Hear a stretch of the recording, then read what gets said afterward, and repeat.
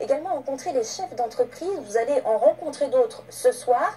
La crise économique, le chômage touche durement la Polynésie. Comment comptez-vous accompagner la relance économique de la Polynésie si vous étiez président? Je n'ai pas pu me rendre évidemment dans toutes les parties de l'archipel. Je suis heureux que des maires, des marquises, des Tuamotu, des Gambier, des Australes aient pu venir ce matin à ma rencontre. Je les ai écoutés.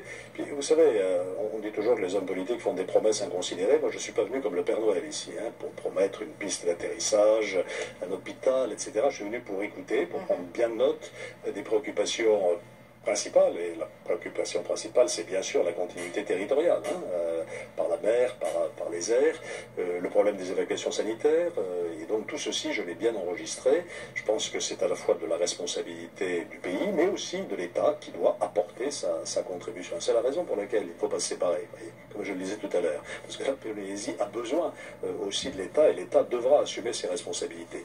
J'ai bien pris conscience, depuis que je suis ici, il y a 4 jours, que au-delà de cette question du nucléaire dont on a parlé tout à l'heure, la préoccupation aujourd'hui majeure, c'est bien sûr le développement économique avec un taux de chômage qui est inacceptable, y compris pour les jeunes. Alors comment aborder cette question? D'abord, en ayant une vision claire de ce qu'on veut faire. Il faut un projet clair de développement économique et pour ça une vraie stabilité politique. C'est le cas aujourd'hui.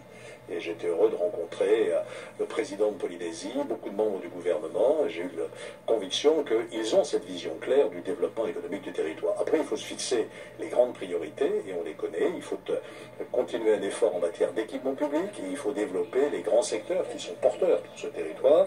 L'agriculture, je le cite peut-être en premier parce que c'est très intéressant. J'ai rencontré des maires qui m'ont dit à quel point ceci était important, en s'orientant en particulier vers une agriculture durable et biologique. Ensuite, le tourisme, il y a encore des marges de manœuvre évidemment importantes ici.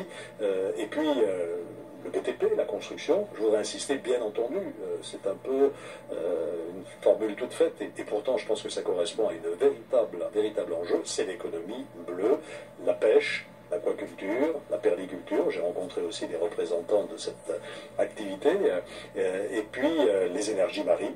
Je crois beaucoup à cette possibilité de développer des énergies, et je sais que les Polynésiens qui aiment la terre, qui aiment la mer, qui aiment l'harmonie avec la nature, sont très sensibles à ces objectifs de développement durable.